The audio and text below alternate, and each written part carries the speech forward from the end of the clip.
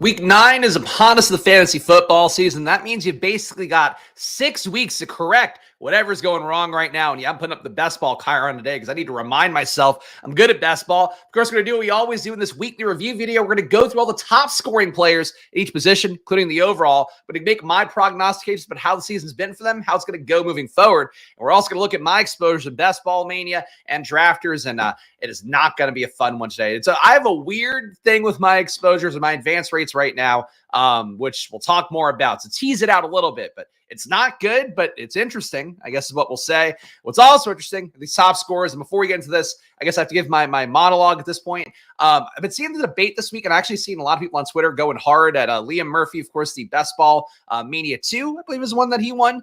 So guy who's won the tournament before definitely puts his opinions out there really aggressively. And I feel like a lot of people I've seen on my For You page in particular, some of them I follow, some of them I don't, got really angry at him this week because he was pointing out, I guess, kind of dunking on Derrick Henry drafters inadvertently, saying that Derrick Henry drafters are more the type to draft this player or that player in kind of a pejorative looking down way. And I will say that, like, I don't think you should look down on people, who are proud of their advance rates right now, people who feel like they got a lot of things right in best ball season. The one thing that I will say, though, is that you still do have, a little bit less than half the season left. There's still a lot of time left for things to go askew, things to go wrong. We've seen guys be injured. I'm certainly affected by a good amount of guys who haven't played this year. Marshawn Lloyd, hello. Christian Kirk gets a broken collarbone this week, too. It's not fun for anybody. That said, there's still a lot left, and including the fact that there's actually 3 rounds of playoffs people don't seem to grasp. If you have a high advance rate right now, and this is not, again, me going as somebody's failing advance rate-wise currently, it's not one of those things where I'm trying to defend myself really, but it is important to kind of have the perspective that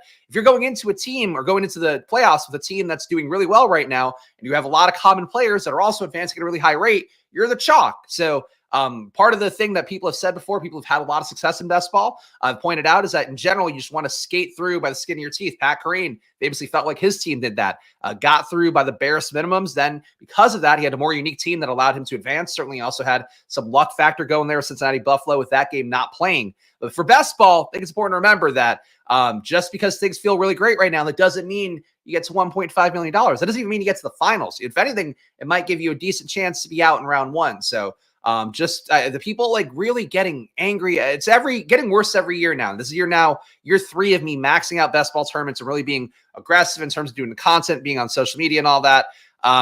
It's every year people get more angry and radicalized about it. And then also like try to defend things that were maybe not the smartest that they did, but because it's working in the short term, they're defending it a little bit more. And also the flip side of that is like you could be playing plus EV and still not having it work out. I know for me, I feel my 0RB teams, I think I fucked up 0RB this year. I like taking Marshawn Lloyd, not being on the Tyrone Trace of the world. We'll see what happens with this concussion. And a shoulder injury he had in that game as well. But like I wasn't on that guy. So there are a few plays this year that make me feel bad about it. But overall, I think there's just like a lot of people that are like really quick to be right this year, and it gets worse every year. And having some perspective on it now time-wise feels really pronounced. Appreciate you guys being here. What's up, fellas? Appreciated the NBA content yesterday. Hope you did well. Yeah, NBA, I cashed in the one entry I did. I didn't play a full slate of it because I had to do NFL stuff, and frankly, the timing's not that good.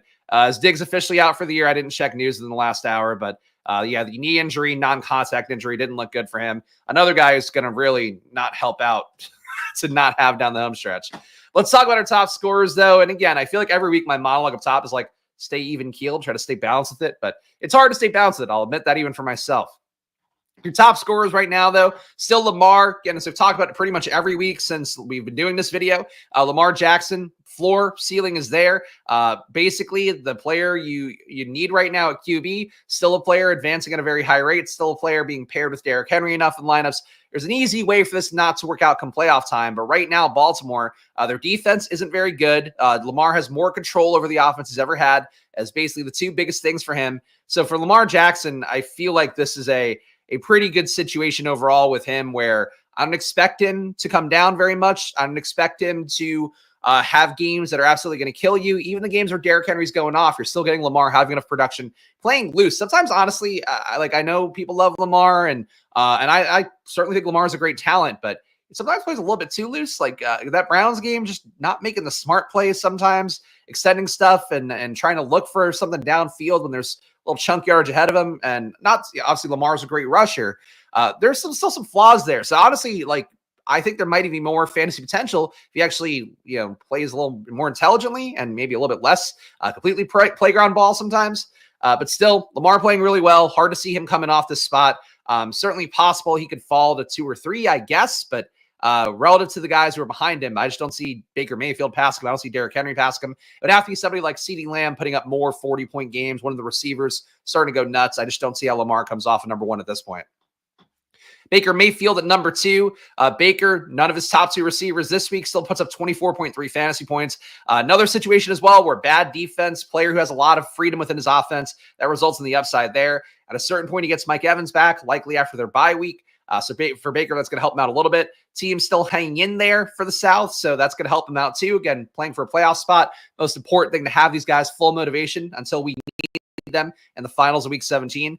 So for Baker Mayfield, greatly outperformed his draft capital. The weird thing is now stacks with him are not going to work as well as they could because you're going to have an entire season without Chris Godwin, X amount of weeks without Mike Evans as well. So for Baker Mayfield, I don't know what the pathway is for him making a roster. I feel like it would be him as like a secondary stack with Cade Otton. And there's probably a team right now with like Lamar stacked up with something good, Zay, Mark Andrews, maybe even Derrick Henry. And then that team also has Baker and Cade Otton. And those teams right now pretty well positioned to make a run down the home stretch with a bunch of, favorable games, including Tampa Bay in Week 17.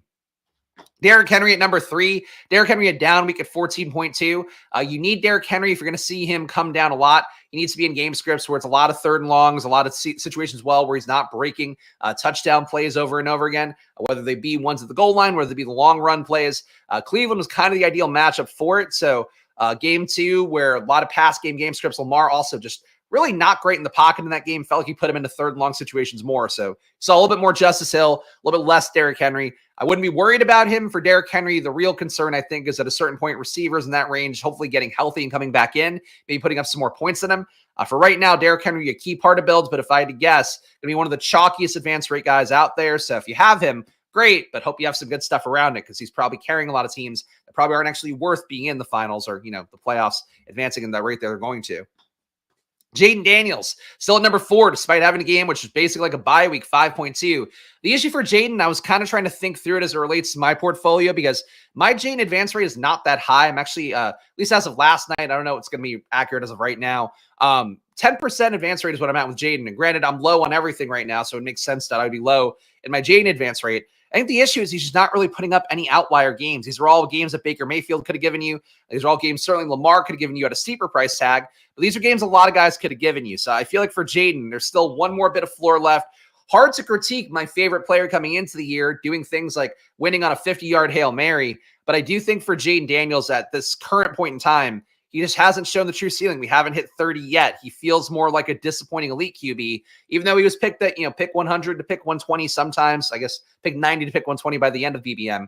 For Jaden Daniels, love the player. Happy to see he's top 4. Happy to see he's ahead of Josh Allen, ahead of Jalen Hurts. But I want to see him put up these games. I want to see him put up the 35, the Josh Allen 31, 31 over here too. Give me 31, and I think we're feeling a little bit better about Jaden in terms of his ability to actually change your picture for your team materially. And I think right now, I think he's keeping teams afloat. I don't think he's driving team success. There's some teams I have where I'm shocked Jaden hasn't made the roster that frequently, and it's because he's just putting up 20-something, and in reality, Baker's putting up 25 enough. Other guys, Derek Carr's putting up 25 a few times. Jaden hasn't made rosters because he's just not true ceiling yet, which sucks for how good he's been and how real life good he's been as well. It's jarring for me to not have the connect fully fantasy wise. Glad to have gotten it right, but wish it were a little bit more right. I think it's going to matter in week 17 though. I still really will die on the hill, whether I make it there or not. Jaden Daniels versus Atlanta in week 17. Washington's defense getting a little bit cleaner as we go, but it really feels like smoke and mirrors. It doesn't feel sustainable to me. Kind of like Denver last year where you're just waiting for a good team to come in, like the Lions did, and just punch them in the mouth again. I think that's what Atlanta's going to become week 17. So Jaden sneaking in right now, maybe that not helping the advance rate too much with spike weeks. Maybe that makes him a more appealing week 17 play. I'm not sure. Josh Allen at number 5. He's playing well, has some more weapons now. That probably helps him out a little bit. Bill seemingly also not out of contention for Deontay Johnson, it sounds like, based on some of the rumors floating around out there. But for Josh Allen, 21 fantasy points, still not running as much, but his pass game production upside has been a lot higher. So for Josh Allen, the stack's still not paying off. Your Curtis Samuels, Your Dalton Kincaid's not really paying the big enough dividends. Shakir, probably the best pick, and was a player who I did kind of campaign for a little bit at times, but never really went out of my way to get because Curtis Samuel got cheaper at one point. And frankly, that's another conversation for another day. Guys taking injury discounts on guys next year. I just don't think that's something I'm going to do very much. I've been bit by that now 2 years in a row, so I don't feel like the injury discount is actually ever worth it. But anyway, for Buffalo receivers, the stack's not hitting. Allen's hitting enough, but he's kind of the similar thing to Jaden Daniels, where this isn't really buying you a lot. It's buying you guaranteed production in QB, a little bit of spike week upside. But you have 2 games under 10. Those kind of balance out the ones over 30. I feel like Josh Allen and Jaden just similar in terms of the fact they're not killing you, but they're probably not the one that's making or breaking your portfolio right now. Brock Purdy, and honestly, Josh Allen too, at his price point, his ADP, he's probably breaking things a little bit more for you than not. Yeah, screw Curtis Samuel. He came in with the hype, was a professional receiver and all that. Thought there was a chance he could be the guy, but in reality, like he hadn't been good for a few years. Seems like that entire Washington core last year, besides McLaurin, was just guys that were probably not fit to be in the league. So maybe a good reflection on Sam Howell, but I guess that's basically that. Brock Purdy doing well for his ADP as well. We'll get nothing really too crazy outlierish. Having Juwan Jennings at this point looks like an advantage. Having Pearsall looks like an advantage. The chaos of the season is set in for people who did take those guys, so I don't think we're functionally good picks. But now with Ayuk out for the year, Brock Purdy's got to throw to somebody. I think Pearsall gets a good crack at that. Jennings, though, clearly they trust more. Those guys are in the mix. Debo, all the various illnesses and injuries getting a little bit fatiguing. Purdy, Kittle stacks right now like the most valuable part, and I would say that's probably going to have a pretty high advance rate. Kittle, I think, is still tight end 1 as of this week. Joe Burrow at number 7. Disappointing game for him. Under 14 fantasy points, under 15 the week before. Don't really know why it went south. Cincinnati kind of getting into a range where you worry about them being full go heading into week 16, week 17, because they might not be in range to make the playoffs. Still saying the right things. They think they can win 7 out of their next 9 games and make the playoffs, what Joe Burrow said this week. They need to fix something, though. They need to be playing more aggressively downfield, trying to feed Higgins and Chase in equal parts. Obviously, they didn't have Higgins this week, so that affects things a little bit. But hopefully moving forward, they get more of the passing upside kind of approach because the run game is not doing well. They need to incorporate the run game better and more creatively. But Cincinnati, look, Burrow could go either way. I think he could go on a tear and start putting up a bunch of 30-point games, and that wouldn't shock me because that's one of their pathways to winning. But in reality, like if they were to be a functional team, they need to almost be, not to compare everything to Washington, they need to be more like Washington. You'd have like creative schemed runs. Like they need to use Chase Brown like they use Eckler. Something where just Cincinnati's runs are not very creative. And as a result, you kind of see Chase Brown is okay sometimes. Zach Moss is okay sometimes. But like, I don't think they're able to be as good as they can be and take pressure off of Burrow because the way those runs are being schemed. Jalen Hurts at number 8. He's had a bye week. He's still at number 8. He's the only guy in the top 8 that has had a bye so far. So a good sign for him. Jalen Hurts, the tush push has been back, scoring those easy touchdowns. The pass game's been there enough. He does do better when Saquon comes down. I think that's something that's been fairly obvious by how they performed so far to start the year. For Jalen Hurts at number 8, I think he's not probably paying off that elite QB ADP, but stacks with him and A.J. Brown, stacks with him and Devontae. When Goddard gets back out there, stacks with him as well. Those are all in play to win you a lot of money playing at Dallas in week 17. So Jalen Hurts, I think one of those guys right now who might not feel like it, but he actually might be helping your team by going a little bit under the radar again and giving you a shot to get a lower advance rate on him and then theoretically spike when it matters the most. And hopefully by that point, he's got full control over the offense because he definitely has not felt like he grasped it a little bit more in that last game. Certainly it's easy to say that when the point total's that large, but like he's still not all the way there. I would hope by like he gets to the playoffs, he's kind of in control of the offense a little bit more and hopefully hitting his full stride. Kyler Murray's games have stabilized a little bit. It's been at number 9, another 22-point game. Again, kind of the same thing here. He's not really distancing. No games over 30 fantasy points, but he's doing enough to keep you in there. So better than Stroud right now, better than AR in the same range. So that's what you have going for Kyler. But overall, he's going to hit mostly if he and McBride hits, he and Marvin Harrison hit, as was the case this week. That's going to help Kyler out a lot. So hopefully they're figuring some things out with the pass game. They need to get more creative with Marvin Harrison's routes for Kyler to have the true upside. But really for him, he's not running quite enough. He's also not passing effectively enough. So there's really not a lot that Kyler's doing that fills you with confidence currently to have that true upside. You need him to kind of start clicking more. And if the pass game hits, it'll make it easier for him to have that 30-point upside with the rushing. Kamara going the wrong way, but does get Derek Carr back this week. Soft game, I believe, against Carolina. I haven't started my weekly prep yet. For Kamara, though, Look, he's been okay for a guy with a broken hand. Has the top 20 fantasy points of the month. Really do need to see him and Olave or Carr and Olave get clicking, I think, for Kamara to have some upside. Taysom Hill coming back in the mix too at some point won't be great for Kamara. New Orleans, a team that could go either way. They have one more shot at staying afloat with Carr coming in, but they could also start tanking, play Rattler again, sick Kamara. So I think he's a really fluid piece right now. He's helped you out enough by being top 10. Moving forward, though, like he could be a guy that gives you nothing. They would want to see more Kendre Miller, I think, but he hurt his hamstring. It's funny at this point. It's just ridiculous. He hurt his hamstring again. So Kendre Miller banged up. Kamara probably keeps getting the work until they decide to pull the plug in the season, if they do. Bo Nix, guy came for a little bit, especially earlier in the draft process, was too cheap. A 29.8 fantasy point game. The rushing upside, just enough passing is there. The issue is his stacks aren't hitting. Troy Franklin got fucking benched this week for I don't even know why, but he moved behind Lil Jordan Humphrey again for reasons unclear. Maybe they wanted to feature Sutton and Humphrey for trade deadline stuff. That would be my one hope. Really felt like it was a spot that Bo Nix could maybe get off with Troy Franklin in that stack going against a soft Carolina defense, but it doesn't happen. Despite that, though, Bo Nix, if you drafted him as your QB3, probably feels pretty good. If he were your QB2, also pretty good. Again, he's hanging in there. He's not that far behind Kyler Murray.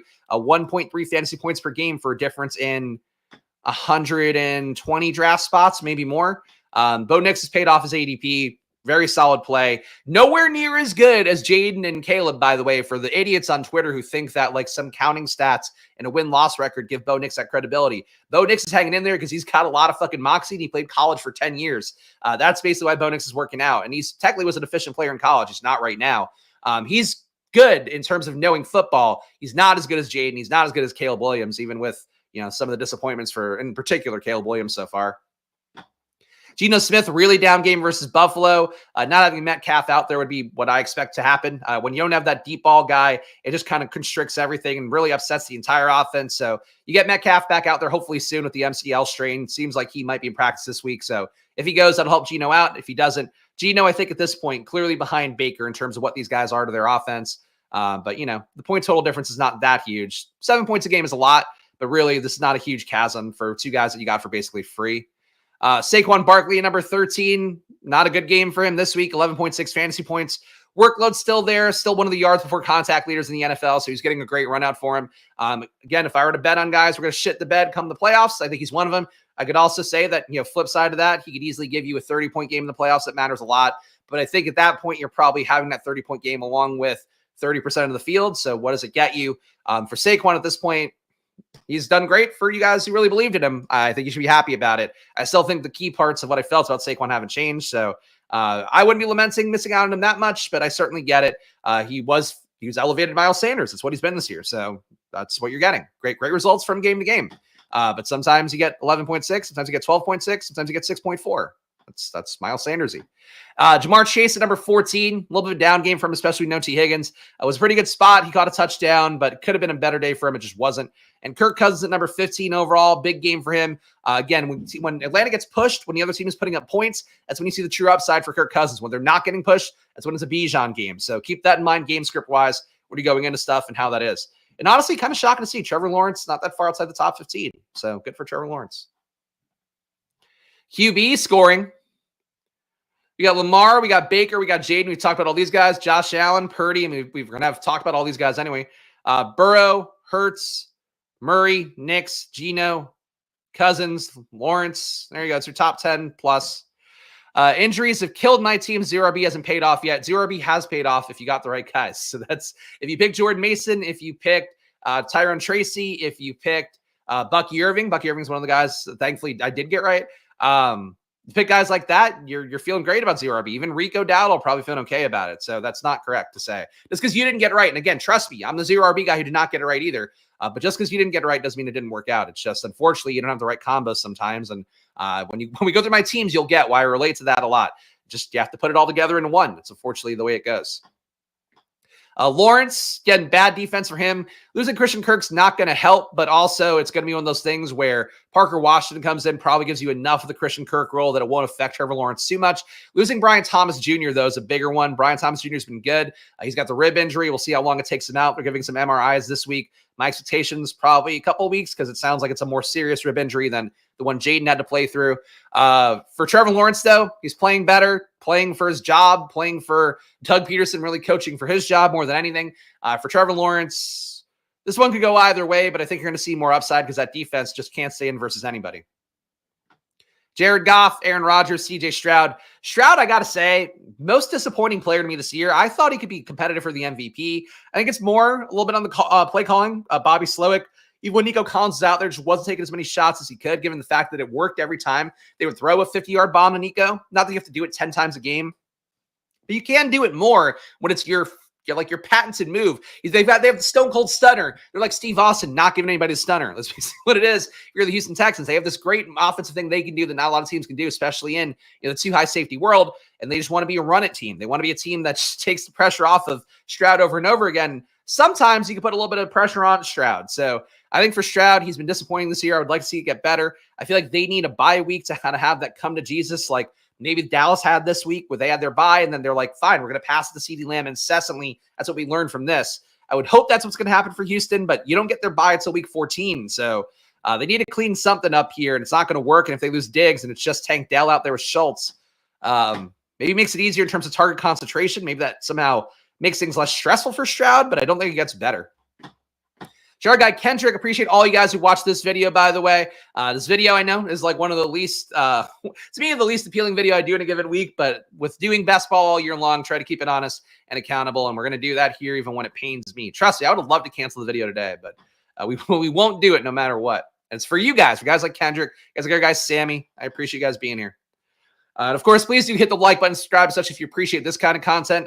Normally doing slate-based content Mondays, Thursdays, Fridays, and Sunday mornings here. But of course, for this one, we dig into the best ball bag and just talk about that. And of course, Stochastic and Unabated as well. I don't think I have the link in the description. Use promo code SPLASH and Unabated if you want to get $30 off any package. That includes their prop package, which I'll be using on NBA, on the NBA Splash Play channel every day moving forward.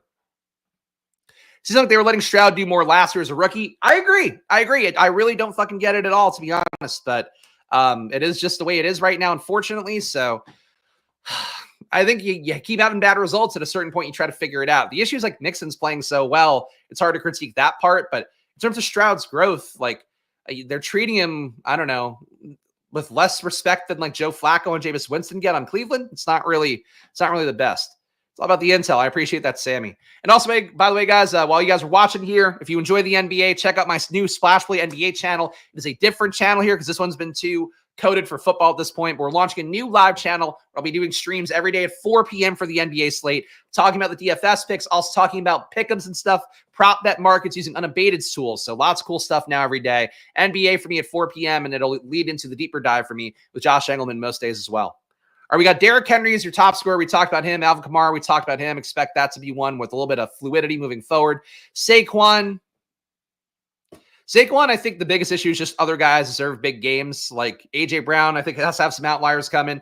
Jalen, we still need some more rushing outlier games. Devontae Smith needs some outlier receiving games. Saquon can still hit in those games, I think, is one of the positives for him. But I just don't feel great about Saquon. I feel like he's ran really well. He's had a couple situations that people are highlighting more. But I don't think if he had that Giants game, like I feel like if that wasn't a thing where they were like, we got to go out of our way to give Saquon all these yards so we could hit his ceiling and maybe even break his rushing game record against his former team, I don't think he gets this point total. So that's sort of my concern for Saquon, to be real about it, even ignoring my priors. But again, having 30-point upside, not a lot of guys have that. That's basically it.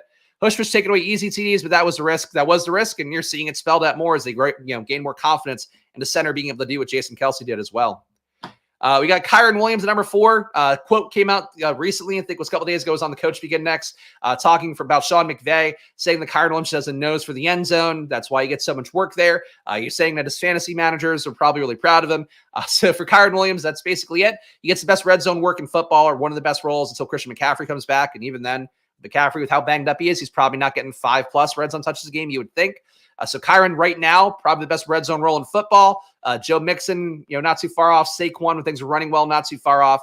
But the Rams should be better. Seems like they're not going to trade Cooper Kupp now after one good game. They think that's enough. That's the future saved. We had one good game, and now we're going to be close to 500 again. But they're not going to trade him. So that helps out Kyron's efficiency. Getting Puka back helps out Kyron's efficiency. Less volume overall, more efficient volume. I think Kyron's in a pretty good spot moving forward. And he's another guy, too, where he's certainly helping teams out, but in his exact range, people drafted Saquon, drafted Derrick Henry. If I were rolling into the playoffs, I'd probably want Kyron a little bit more. Another game for Jahmyr Gibbs here going off. Gibbs looking pretty good with 19.8 fantasy points. It's a game as well where David Montgomery took 2 touchdowns off the table, I believe, with the 1 passing touchdown and 1 rushing. So for Jahmyr Gibbs, he's getting steady work, breaking long plays. The issue, like we talked about with Breece Hall, when you rely on long plays, live by the long play, especially, the running play, splash play, live by those, die by those. When they're not there for you, then you suddenly have a lot less in your repertoire. That's what I'd worry about for Jahmyr Gibbs. Still gets good red zone work, still good work inside the 10-yard line. But for Gibbs right now, I think he's running hot, and I think still you have the chance of seeing some games like this 11-pointer. But that's his low point of the year. I mean, the floor has been 14, so he probably wasn't worth the 1-2 turn pick. I thought he was more of a late 2, maybe 3rd-round pick, and I would have taken him more. If he had been there, I think he'd be right in the hunt with Kyron to be some of the best picks alongside Derrick Henry and Saquon for how they've performed so far. But for the rest of the year, I'd love to have Kyron and Jahmyr Gibbs, I think. When everyone in this division is 4-4, you got to think they have a chance when they have Stafford, Kupp. It's not about having a chance this year, though. Like, you trade Kupp if you get a second rounder, and especially if people are going to pay the contract. You trade him to get out of that. You give yourself a chance to move forward because they're not going to win a Super Bowl this year. Like, no matter what, they can run as hot as possible. There's not one of those teams that's capable of doing that. The defense isn't that good. The offense is okay, but it's mostly because they're so well coached. And granted, the offense is going to look a lot better with Kupp and Puka out there, but you don't play. It's like basketball. You don't play for a min cash. For football, for your real life football too, you don't play to make the playoffs as a wild card. That's why same thing for benching AR for Joe Flacco. You don't tank the entire future of the organization, the chance at having a generational player just to win, to go 9-8 and sneak into a wild card spot. So that's what the Rams are doing right now by not trading Kupp. In my opinion, I get it. If you're Clipper Nation and you're LA and you're in the bag for the Rams, I get you want to see him make it, but trade Kupp. If you're in a second rounder, honestly, for Kupp, with the guys that got traded, Kupp could go for a first if you're paying his contract. Late round first, but a first. Okay, fair enough. Yeah, look, you're right. That's what they think. Football teams want to stay competitive, especially when the coach has enough pull. He's going to, exert will in the GM to not get rid of the guy, which I think he said after the game directly was I don't think I'm going to let him trade Kupp now or something to that effect. So that's what happens. But I don't think that's the right way to run business. But especially if you plan on being there long term, like you would hope McVay will be. Bijan Robinson playing well again, had the good game again with Kirk passing more. So I think that's a good sign for Bijan. Feel like he's quietly evolved into the player that I thought he would be heading into the year. The beginning of the year kind of threw me off the scent, but Algiers getting less work. Algiers still game to game runs the risk of being the sledgehammer back, the power back that comes in. It takes some work away. But Algiers also been fumbling a little bit, having some issues. So I think Bijan's solidifying his role more and quietly evolving into what he said he was going to be back in June, July. He's I'm going to be CMC in this offense. I think he's quietly starting to become CMC, or at least, Kyron with a better backup, I think is how I would view Bijan right now. So very solid pick. I think he's currently underperforming Gibbs, as you can see here, in half-point PPR, but I would probably take Bijan rest of the season over Gibbs in terms of your shots and, make the playoffs and win the finals and that kind of thing. James Cook, really big game this week. I still don't really think there's a lot there for him. Ray Davis got less work. Ty Johnson got less work this week. He just had the hot hand. I think if one of the Buffalo backs finds a hot hand, they're going to get work. So that's really not a great thing for Cook overall. Still getting a spike week here. He's beating out the other guys in this range for the most part, like Pacheco. Less so with Mixon coming strong, but Mixon's not there yet with the time he missed. So James Cook paying off ADP, I would guess, at a 7 overall. And frankly, he's better than Kirk, Keenan Allen, guys in that range. So in that respect, James Cook, I would say a winner for where he got drafted. Breece Hall, downer at chalk. I don't get what they did with him this week. I've mentioned before that Breece Hall's goal line work, for how he's viewed and how he was going to be chalked this week, it wasn't good enough. So as a result, and I don't know if I made it clear enough on stream. I think I did, but if I didn't, I apologize. I did mostly fade Breece Hall. I think I played him in 2 lineups out of the 25 or so I did. So for Breece, I think the issue is really just that he's not treated like you need a back like him, who's less efficient than he's been in the past. He's not breaking big runs as much as he has. As Shannon points out, the Jets are a mess as well. That doesn't help. They also have mouths to feed in the pass game that, frankly, they're not even feeding well. Devontae Adams did not get his get-right game. Garrett Wilson had a good game too, but wasn't that's fine. You don't need to do that right now. You need to get Adams going. I think for Breece, there's just a lot of issues there. And then Braylon Allen basically entering a timeshare this week out of nowhere is not good either. So for Brees, I don't get what it is. They were using him like Derrick Henry. I think that he's still fine enough for what he is, but he really is at this point more of an efficiency, like more of a volume back who's not going to have as much efficiency that he was when he was younger, where he was just kind of breaking efficient plays out of nowhere. You're not getting the PPR scam as much this year either because there are so many other places to throw the ball, and Aaron Rodgers, as an established veteran QB, is going to move it. And you do have the risk too of them just deciding not to go late. I think in this case for the Jets, if the Jets did ramp down their motivation late, they'd probably still play Brees and maybe drive him into the ground if they sat in Aaron Rodgers. So that might be your saving grace for Brees. Right now, his advance rate's going to come down a little bit, I would think. Still probably better than the receivers in that range, but I don't think it's good. Brees going to have in DFS this week. Yeah, I mean, the thing with him and the thing that stands out to you if he's going to be that chalky is like how many times he had to bail you out with like a hero play, which is great. The fact he can do that is part of his appeal. But like there's one game where he was chalky at a 30-yard receiving touchdown that was like a player already like a running back shouldn't be making in the pass game. That's sort of what Brees Hall will do, and he'll bail you out. And he'll bail you out last year with 50-yard runs, 15 targets in a game. You're just not getting that this year. So. And if they're going to take the Derrick Henry-ish role away, that was the perfect game script to give him that role against the Patriots, and they blew that. So I don't know what the Jets do, but it's not a good scene for Brees right now. And I think there's at least a shot of it getting better, but the usage going down really baffled me. Josh Jacobs. So I've said it the last few weeks. I think now that we get closer to it, I think this is unfortunately the reality. So weirdly, Emmanuel Wilson got shifted down for Chris Brooks. They want somebody to bring what they thought they were going to get out of Marshawn Lloyd instead of RB2 role. Brooks, they now think can do it. In reality, it looks like Marshawn Lloyd not going to play until after the bye. So that'll be, I think, a week 11 was when he would play, right? I think Packers have a week 10 bye. Look this up before the show, and I already forget. Yeah, they have a week 10 bye. So I don't think you're going to get Marshawn Lloyd until week 11. I think they're just giving him basically, and I said this the other day, I think they're just giving him the entire run out to try to get him healthy. Like the equivalent of 3 months to get healthy is what they're going to hope gets him ready for the home stretch to compete for a playoff spot. That could hurt Jacobs a little bit. Jacobs doing positive game scripts where they're going against a team that's overmatched or basically anytime they have the ability to dominate, they're going to do that. So for Jacksonville, they struck early, kind of let Josh Jacobs control the ball from that because they weren't ever really worried about the matchup getting away from him. Having Jordan Love get hurt as well probably made them lean on Jacobs more. But his first 20-plus point game here, he's gotten receiving touchdowns lately. I think he's a solid play. I don't think he's as good as Joe Mixon in terms of the outlook moving forward, but still a player that not that far off of it. And frankly, the fact he's this close to Brees Hall, I think, is a pretty bad sign for Brees Hall, a pretty good sign for Josh Jacobs. Faded Brees fully last week, felt great, was also damn near all in on Javonte, felt like shit. I got a lot of Javonte too. Yeah, Javonte's workload not being there shouldn't have been a surprise, but the way he was using that Saints game the week before, I think threw me off a little bit, where they really committed to giving him the ball and kind of thought that would just be the way they would run things. But now they decided just to feed little Jordan Humphrey a bunch and see how that goes, because that team is stupid and annoying. Kenneth Walker, bad week for him. I think him not having Metcalf also hurts you. There's not having the downfield stretcher, closes everything in. Metcalf also a guy will get some balls, not get into the end zone. That makes it easier for Walker to get the red zone touches where he gets a lot of volume on. So for Walker, don't think he's dead by any stretch, but you really need him to play some softer matchups. I don't know what the schedule is for Seattle moving forward. Let's see real fast, because that's relevant enough to his outlook. See, so we got the Rams. That's a good matchup for him coming up. Are they going to bye this week? I guess. Oh, yes. Oh, no, it's Sunday, November 3rd. Never mind. Forgot that Halloween's on Thursday. So, yeah, it'll be November on Sunday. Rams, Niners. Matchup's less tough than it used to be, but still a pretty tough one. Cardinals, soft matchup. Jets getting softer by the week. Cardinals again.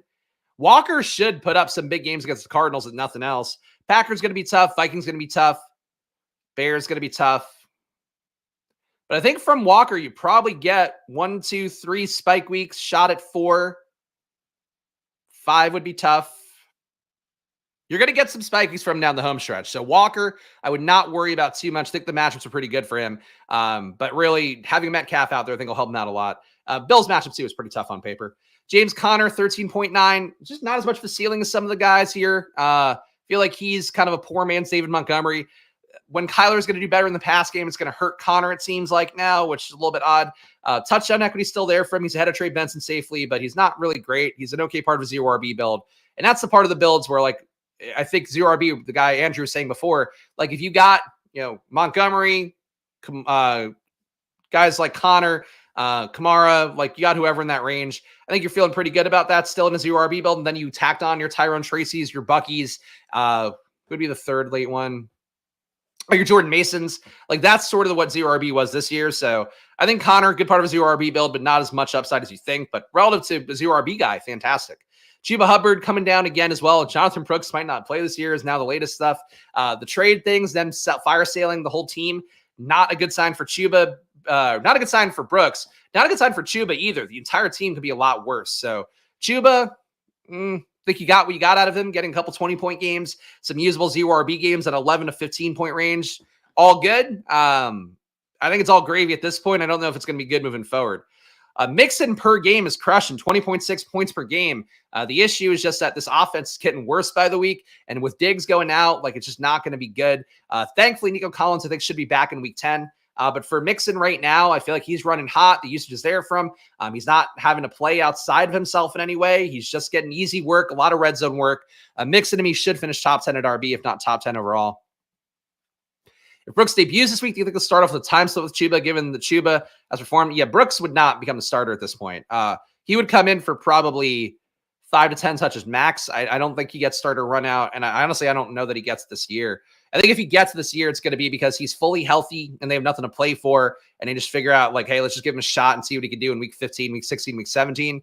But for me, like, I think that Brooks right now is just fancy Marshawn Lloyd that you're hoping that he gives you some spike weeks late. And they're enough that to make up for just getting zeros all year because you're probably not going to get him. I don't know. I mean, the practice window's open, so he's got to play soon, you would think. DeAndre Swift, another solid game for him. We're talking about 4 straight weeks of 18.9 or more fantasy points. The Bears are relying on him more. Competitive games, positive game scripts, all good. When they play from behind, Swift's not going to get there. So if there's a situation where you expect the Bears to basically be down a lot, which won't happen very often with their defense, I would probably be more reluctant to play Swift, but he looks pretty good. I think the outlook looks good for him. I don't think the Bears go askew, really. I think they're going to be a competitive 500-ish team the rest of the year. And Aaron Jones could have been a better week for him, but he's safely dusted Ty Chandler, so good for him. And very happy to see Jordan Mason down, by the way. I feel like people got lucky on that one, and I'm glad they're not getting lucky anymore, even though Mason has helped out people quite a bit. Wide receiver injuries basically killed most 0 hero RB teams. That's true. Not all of them, but even still, like, one of the things that I do, and you saw me do on stream a lot this year, is I would tack on that 5th receiver. I would tack on the Keenan Allen, the Christian Kirk, somebody in that range, Hollywood Brown, like all those guys in that range are dead. So, like that was really the wide receiver dead zone that hurt the most. But it basically, to me, made true 0 RB teams less appealing. But we'll see how that goes. Because I think the other part too is like if I took QRB, I still probably taking a receiver in that range to try to make up for it. So it's a tough scene. Shout out Tyler here. Wow, sweet. The 16th anniversary. No wetter home than here with y'all and Deer Spags. Thank you, Tyler, for making this your wet, swampy home. I appreciate it. And shout out Tyler, of course, one of the OGs here. Appreciate all you guys who want to support the channel and content like this, which again, not a lot of people watch this video, but it's part of the process here, and it's part of keeping things honest and hopefully giving you some intel that helps. Please join down below for $4.99. Your support does go a long way here. Of course, the affiliates for the channel also support the show a lot. But go ahead, Stochastic, Unabated, The Solver, Underdog as well, of course. All these links down in the description down below, so check those out. And please do support the show because I'm trying to do a lot this year, and hopefully this will get me closer to not being broke. Wet and swampy like my ass in Houston Fall. It sounds delightful. Went to extreme 0 RB. That is true. That is definitely a thing that I've warned about before. And this year just not getting paid off for it either on the receiver part, which sucks.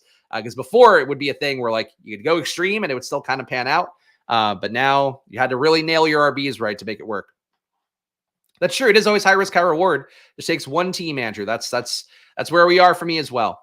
For the wide receivers, Jamar Chase, Justin Jefferson, just a bad receiver year overall. These guys were so much lower on average than everybody. Chris Godwin, our number 3 guy, didn't even play last week. That is, if ever there were anything that reflects how badly this year is for wide receiver, Chris Godwin missing a week, has 2 games under 10 fantasy points, 1 game at 10 flat, and he's still the number 3 overall receiver. This is such a bloodbath for how receiver has been used, and people are going to think that they are geniuses for not taking a receiver this year. And in reality, it is just the market getting fucked. As how I would file it away. The market got really fucked, even though the market adjusted ADPs this year really intelligently with how receivers have been valued. We got CeeDee Lamb at number 4, spike week for him. The hope is that now after a bye week, much like last for the Cowboys, they figured shit out and now they're going to do it better. That's the hope here. Still lost, still a team that at this point, motivation waning. Not that a Cowboys team will ever tank, but they're getting less and less in hunt for a playoff spot if they've ever been. But for CeeDee Lamb, getting the big game here, getting the big usage, getting a multiple touchdown game from him, I think that's all good. So for CeeDee Lamb, it would not shock me to see him surge here and become number 1 wide receiver pretty fast. He doesn't have a lot of points to make up to do that. Let's see. Well, what's happened with Reed lately? He's too much split production is really it. He also kind of got lucky in the beginning of the year, but you have 4 receivers there to deserve targets and a tight end. So you have 5 guys. You have an RB as well. They want to give the ball a lot to. You have Jordan Love getting banged up. And when the Packers are ahead, they don't want to pass. Like they don't want to put up a lot of passing production. They just want to run. So that's basically a big part of it too. But it's really not that great of a situation for Jaden Reed, who's fallen to number 8. But we got Brian Thomas ahead of him. Brian Thomas, again, banged up, going to miss a few weeks, should fall out. So I guess good, bad if you had Brian Thomas. Bad for my big board teams, which are loaded with Brian Thomas and advancing at a pretty good clip. Drake London, bad week for him. Kind of surprising bad week. When Mooney does well, it does seem like he takes away from Drake London a little bit. So Pitts and Mooney do well. London comes down. That's the push-pull of wide receiver projecting overall. But a good game for Kirk Cousins feels like it should usually go hand in hand with a good game for Drake London. If nothing else, he's giving you solid production at the end of the first, second round. So I think Drake London relatively holding his own by being wide receiver 6 right now, even though it doesn't feel like it, I'm sure. Fact instead of Garrett Wilson makes me happy too. Garrett Wilson comes down a little bit with a 13.8 point game. That's probably, he can hit a 20-point ceiling, but with Devontae Adams in there week to week and the Jets going the wrong way, I don't think Garrett Wilson gets above 15 very often. So Wilson to me coming down. Drake London, I would hope, coming up or at least staying flat.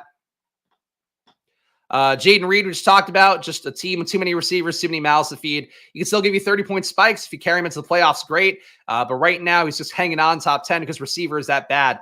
Again, just so disappointing right now. The number 8 overall scorer at receiver is averaging 12.7 points per game. Receiver is an albatross of position this year.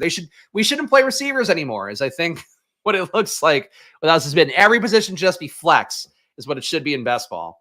Terry McLaurin, he's playing well, number 9 receiver overall. I would have been happy with that run out to start the year. Still only 15 half PPR points, just not giving the explosive ceiling.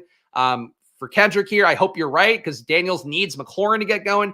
I need McLaurin to get going for a big spike week. The 20-point game is great. We need more of those. It's just not reliable upside because Washington really doesn't want to throw the ball. They don't get pressed in action enough. They're going to have a schedule that gets a little bit tougher coming up. This week they get the Giants, I think. Hold on. Commanders schedule.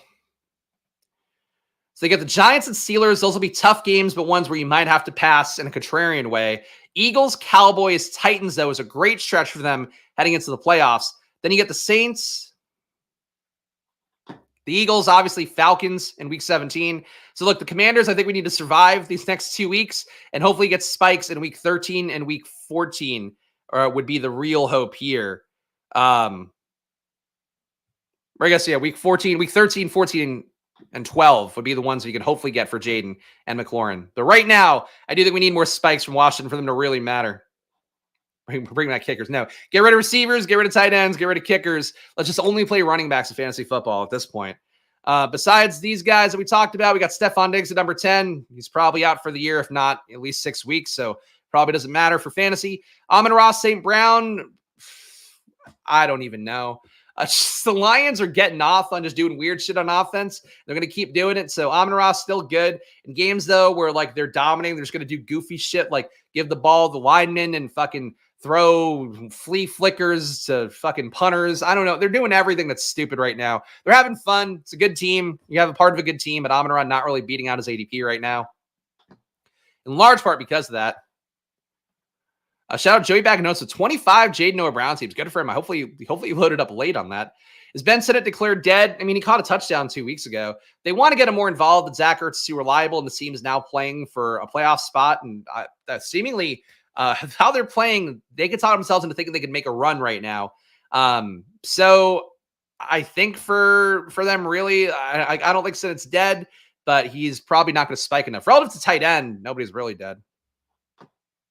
Lions are establishing. That's the thing is they're not really establishing. They're actually still passing the ball a lot. They're just not passing the ball to guys that matter. Spags, even though these are not the most watched videos, the most valuable since you have transparency and accountability of your exposure takes. I appreciate that, Kendrick. Thank you. That's means a lot to hear. Kendrick always with the kind words, and that one is very specific. So thank you, Kendrick. But yeah, once we get to my exposures, you'll get really why this week too. Not the most fun. It doesn't get views, and I just have to like abuse myself on stream. Darnell Mooney on number 12. Honestly, shocked to see him this high. 2 games of 16 or more, 1 game of 27. That's enough to be number 12. Just a depressing run out. Atlanta being high scoring bodes well for Washington Atlanta week 17. So I'm happy about that. That's it. Just a couple of NBA props for video yesterday, straight cash on me. I will tell you guys, like, if you're going to watch an NBA video again, I'll put it in the chat one more time. Splash Play NBA coming up later. The unabated props tool alone will pay for you showing up to class and just doing that. Unabated props tool is really sick. Their projections as well are really cool. And every day the second the projections come out, I'm going to be putting out a video. So, and have, that be the segment. So check it out. Of course, Splash Play NBA comes up at 4 p.m. today. If you want to get some gambling, because you can't gamble on NFL today, unfortunately. I guess you could in advance, but that's not fun. You want the money same day. Malik Neighbors, shit game yesterday, 2 shit games in a row. They're not force feeding him as much. Some tough matchups. Next week against Washington should be a good one for them to get going again. So Neighbors still have hope, but he's not carrying teams like he should. Nico out 1 more week, hopefully back after that. Need him back desperately. I feel like my allotment of teams has gotten so much worse since he's been out.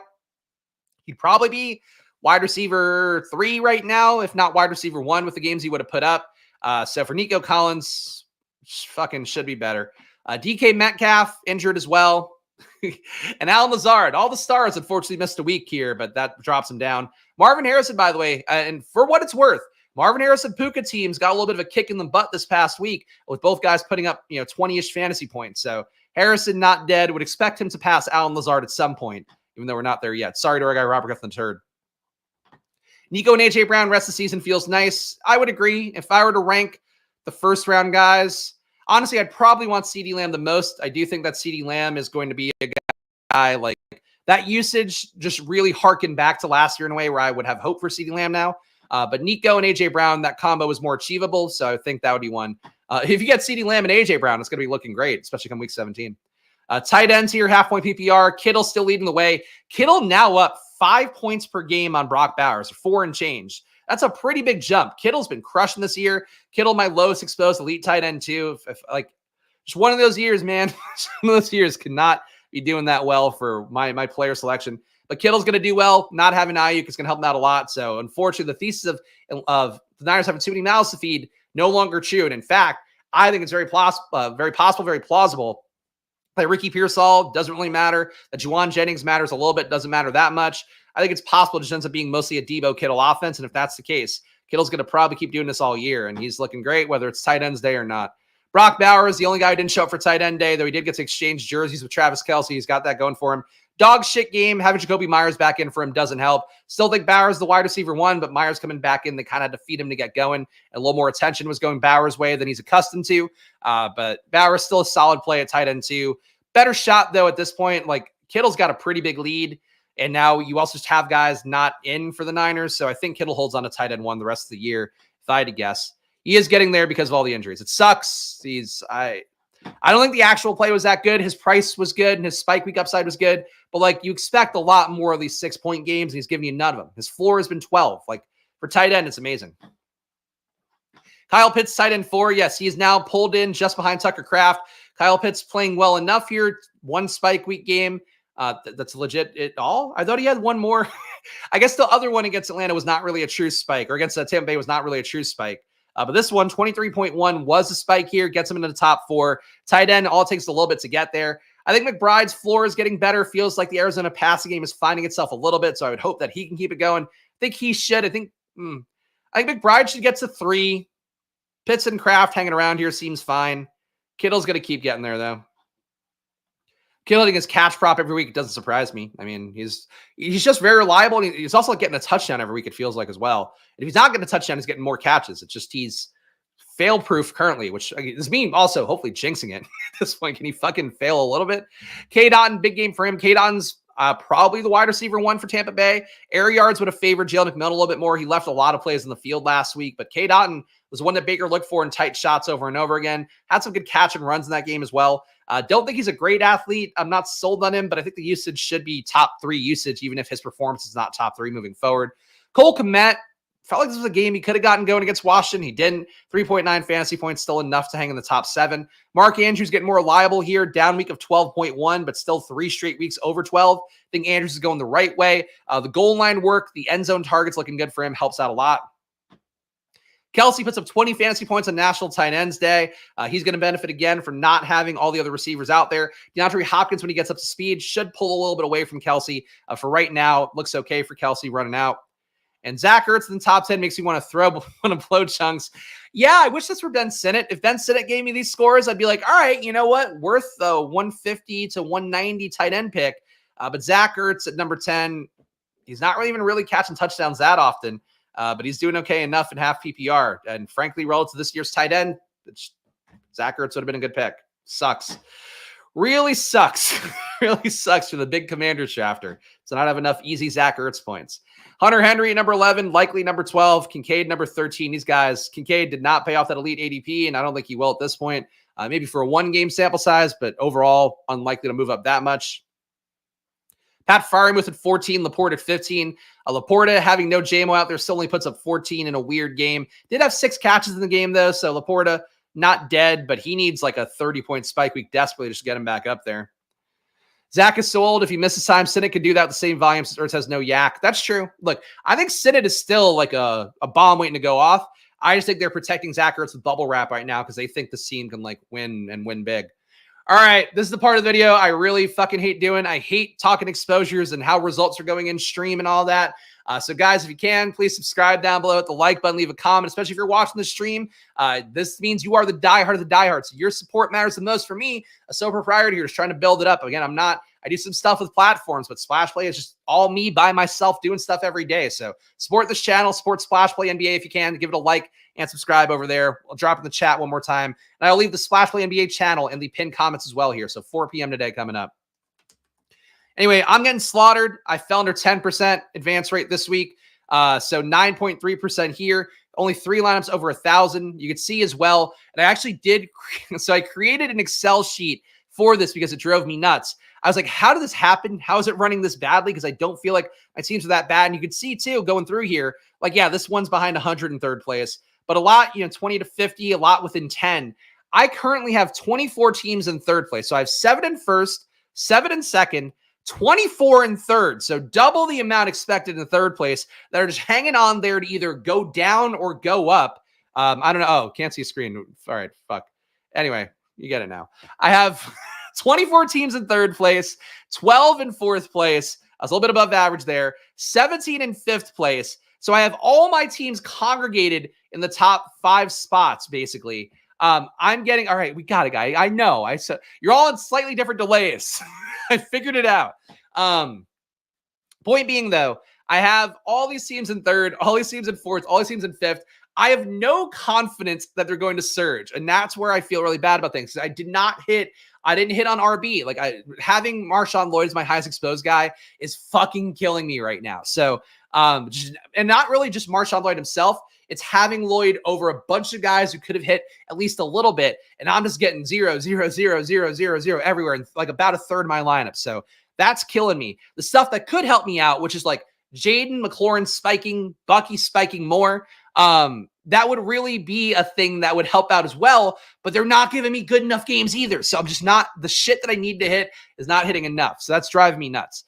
My best team right now, though, here, let's see. Halfway through the season, you have no idea what surges if an injury Scourge hits again. That's true. But it's like, I've lost a lot of guys this season who were the ones that maybe give you some points, like Christian Kirk quietly. I don't know what my exposure was offhand. I think it was around 15, 16, I believe. Yeah, 22 out of 150 with Kirk.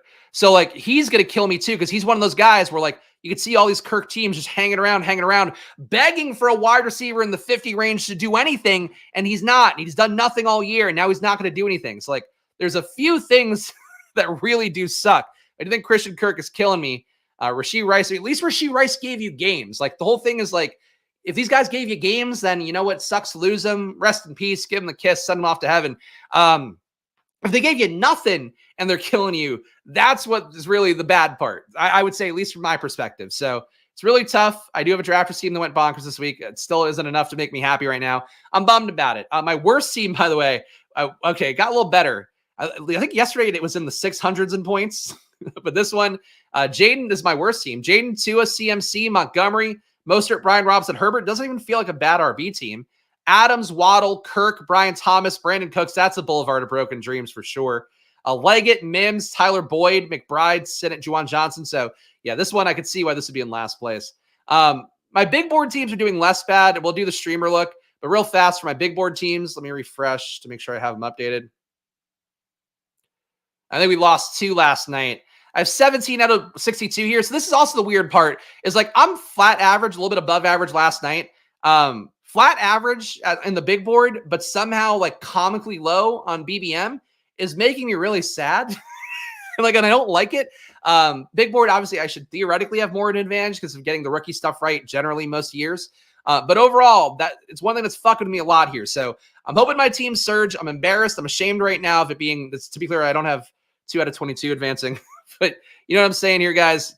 I'm embarrassed right now. 9.3%. Think it can't be worse for me, but I don't know because all these third place teams and second place teams could fall off too. But I feel like I had a lot of concentration on first and second this week. So I'm hoping these guys stay more solid and then the rest of the guys start to make a run. We got 5 weeks. I'm in the same boat as many of you. And I'm not shocked. I am not shocked. Other streamers out there, of course, we got to go through the run here. The industry accountability check. All right, Pete, barely below average here. 14.7%. His best team. Lamar, Trevor Lawrence, Najee, Chase Brown, Zach Moss, Jaleel McLaughlin. I feel like the same one he had last week up top. Hey, Pete's team's doing well. His worst team. Oh, he's got a 600 team. Trevor Lawrence, Daniel Jones, Fields, McCaffrey, Pacheco. Oh, wow. Just injured from the jump, and Chandler adding nothing either. That's a tough one. But hey, there we go. There's our pal Pete doing well for himself. Surely will pass average, I'm sure. And if he doesn't, 15% is close enough that it doesn't fucking matter. He was ruled out for the season, so it doesn't really matter. They don't really have a reason to bring him back either. Let's see. Who else do we have to look at? We'll look at Liam because he's been a hot button this week, and I don't think I looked at him last week. Liam back ahead of me. 12% for himself. His best lineup here, 1092. Burrow, Purdy, ATN Cook, Rashad White, Kamara, DeAndre Swift, Chase Debo, Mike Evans, Judy, Josh Downs, Yoshivas, McCaffrey, Tucker, Khalif Raymond. Well, big Khalif Raymond week for him. Khalif Raymond got a game ball, so that worked out well. Cole Kmet, Isaiah Likely. Okay. My worst BBM team is 668 out of 672. Pre-draft, looking at right average. All right. I hope so. I hope that works out here. Look at Tyler real fast here since he's a streamer. He counts. He's got value. Not that he wouldn't have value if he weren't a streamer. 19% advance rate for Tyler. He's doing better than me. Top team for Tyler, Lamar and Gino with Bijan, Montgomery, Brian Robinson, Charbonnet, and Roshan. Everybody's still active there. Or maybe roll's not as good for some of the guys, but can pop right back for sure. Nico, you're hanging in there with Nico. Top 10,000 with losing Nico's pretty good. Zay Flowers, McLaurin, Reed, losing JMO for a couple weeks, not fun. Lockett, Polk, McMillan, going to surge. The team is fun. That team could do something there. All right, good for Tyler. If my teams all die on the vine, I hope that Tyler's do well. What else we got to look at here? Bime 4, a clubhouse leader for advance rate coming down a little bit this week. His top team's second place by 136 points. Who the fuck was this guy drafting with? We got Lamar Jackson, Jaden Daniels, Kyron, Joe Mixon, Brian Robinson Jr., Algier, Bigsby. Wow, that's a very nice RB room. Love that RB room for him. Jefferson, Nico, Gate. So he sacrificed hard at receiver. This is not the kind of team I would expect Bime for to build, but I guess good for him building unique stuff. This team, though, Gabe Davis, Adonai Mitchell, Tolbert, Jalen McMillan, Diami Brown, Yoshivas. This is like a zero wide receiver build. This is tough. Worried about Bime for his week 14. I'd be worried about a lot of weeks. Garendo, Shakir, Irving are highest drafted players. Well, Garendo probably shouldn't have been, Jacob. I don't think that's a good one, man. You missed your shot for that run out because CMC is going to be back in practice pretty soon. And it's a bye week coming up. But at least, I guess Garendo's giving you some points. So honestly, better than I would have thought. And again, better than Marshawn Lloyd. On the Marshawn Lloyd-Mendoza line, Garendo is a better player than Marshawn Lloyd currently. Who else I have to look at? Look at Rob Coakley, too, because we do like Rob. I think he's doing well still, too. He's down a little, but still 22%. So Spike Week guys, advanced week, doing a good job. Cousins, JJ McCarthy. Wow, advancing with McCarthy. Fields, Kamara, Swift, Javante, Charbonnet, Chandler, Bigsby. This feels like one of those teams kind of going the wrong way, but it could hang on. Garrett Wilson, Drake London, Metcalf, Reed, Worthy. Worthy had an okay week this week. Roman Wilson, Pop Douglas, Kelsey Goddard. Yeah, better than Eli Mitchell. That's true. Ship my money? He's not a streamer, though. You can look at ship my money.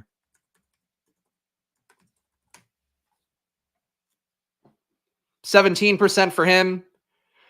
Top team here, of course, this is a BBM DB if you want to look up guys for yourself, because I'm sure I'm not going to look up everybody in the world.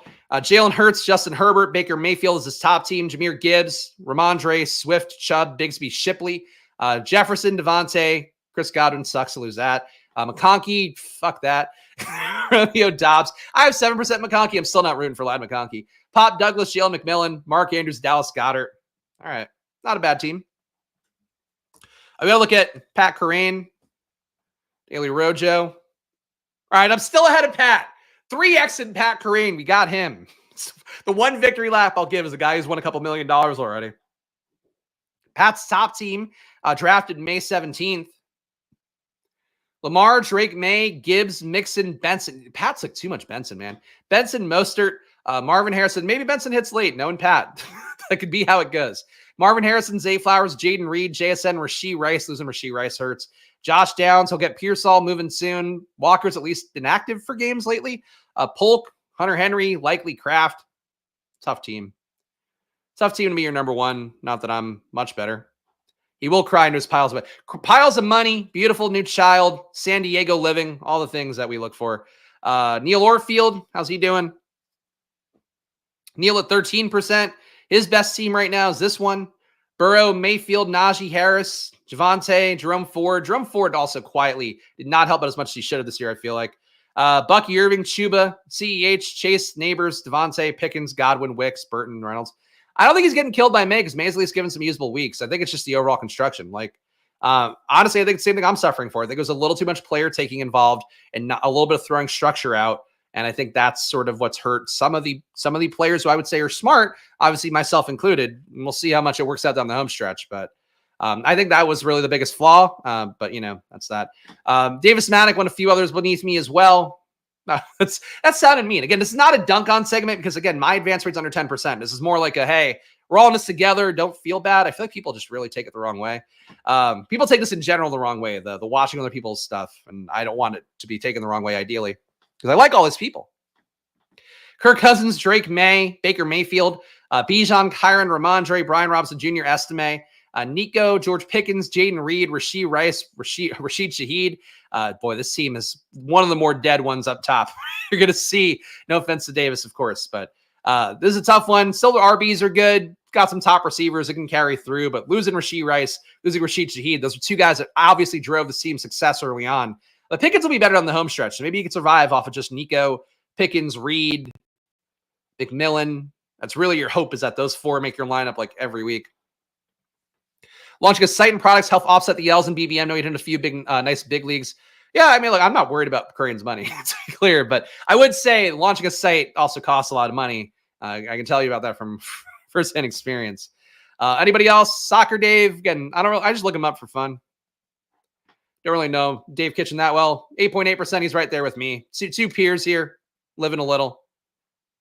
Lamar and Kirk is his top team. Jacobs, Swift, Aaron Jones, Javonte. Not a bad RB room. London, Nico, Zay, Palmer, Judy. Judy's going to have a second life. Gabe Davis, Thielen.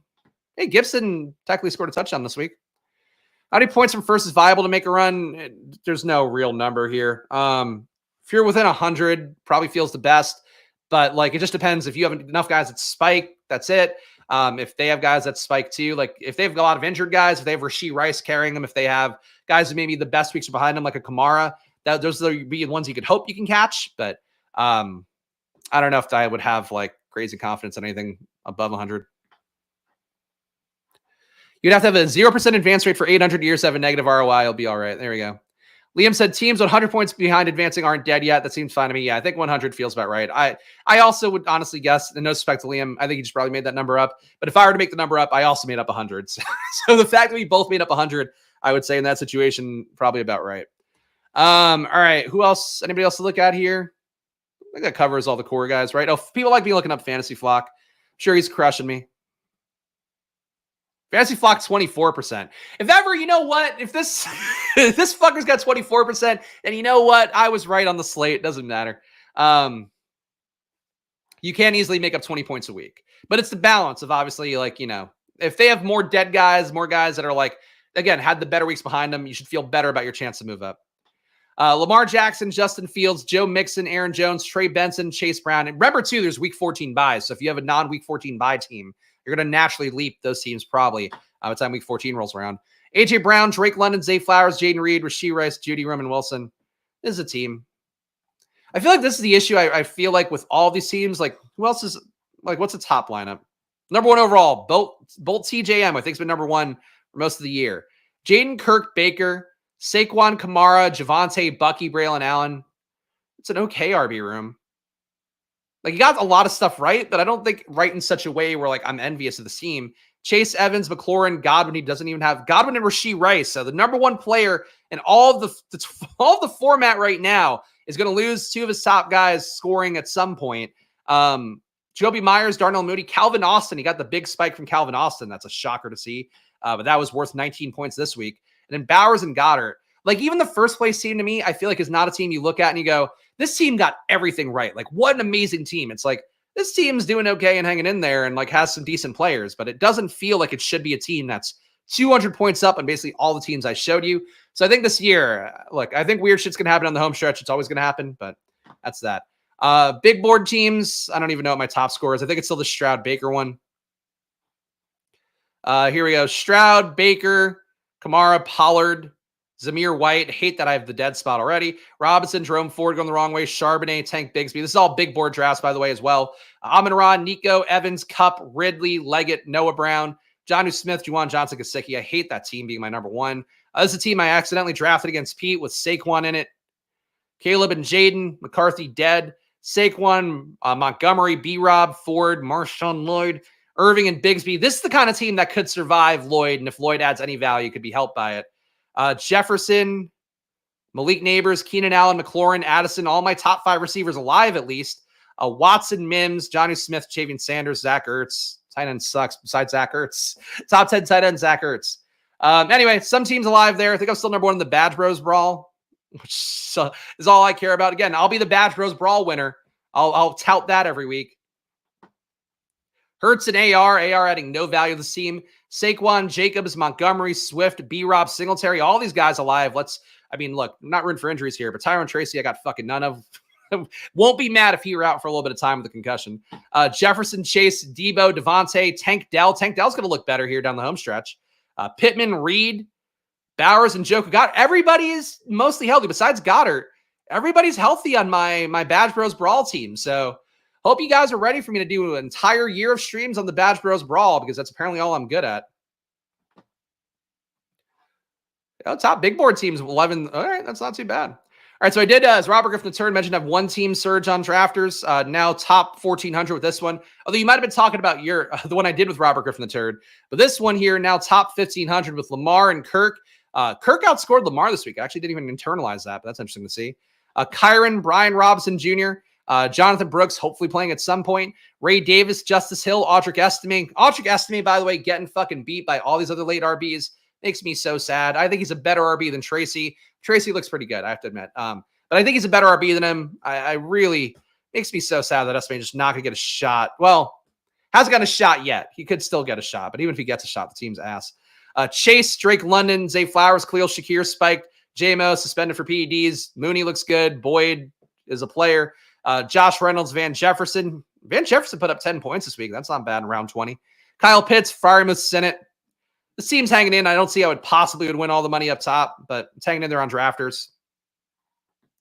My team that I built with our guy, Robert Griffin III on stream, the last one I drafted, Jaden, Jared Goff, Aaron Rodgers, David Montgomery, Ramondre, Eckler, Algier, Khalil Herbert, Tank Bigsby. Tank Bigsby, one thing that's going to save me on drafters, I think, him getting him in the last round a lot on drafters. I think I'm in 35% of my teams. CeeDee Lamb, Chris Olave, Devontae Smith, Amari Cooper, Jameson Williams, Josh Downs, Jalen Naylor, Alan Lazard, Sam Laporta, Jonnu Smith, and Zach Ertz. So seems okay. I mean, Lazard's given us a lot of free points as well. kind of feel like we're outperforming ADP a little bit, but I really do think CeeDee Lamb is the one guy here. 39.6 PPR points. I think he surges late. So there we go. It's a little bit longer than usual for a video that, again, I feel like it's just me fucking beating myself in public and not beating myself off in public, which is a lot more fun. But again, if you appreciate this kind of content, guys, you will enjoy this channel. I'm pretty confident because this is the video I know is the least appeal. So please subscribe down below, hit the like button, leave a comment. Make sure as well, drop it one more time in chat. It'll be in the pinned comments as well. Splash Play NBA at 4 p.m. today. I'll be going through, doing my usual process that I do for NFL slates. Be doing that for NBA. I'll be showing you my projections. We'll also pull up the prop markets too. So today will probably be a 30-minute video because only 4 games. But going to do that. So lots of good stuff with the power of stochastic and unabated coming together. I'm like Captain Planet, bringing together these forces inadvertently. I don't even think they want to be together, but they're together for Splash Play NBA coming up at 4 p.m. today. So please subscribe to that channel. Show some love in there. The sooner I get to 1,000 on that channel, the happier I'll be. Check it out. But I'll be back on Thursday with another Showdown video, guys. So hang out with me on the NBA channel. Stochastic tomorrow, deeper dive. I'll be doing that as well. Watch one of those. But if not, see you on Thursday for the Showdown. Of course, gamble responsibly. And even though it's always money time, I'll see you guys soon. Enjoy your days. And hey, don't sweat these teams because they're all going to be good, right? Please, please. And good luck. Bye-bye.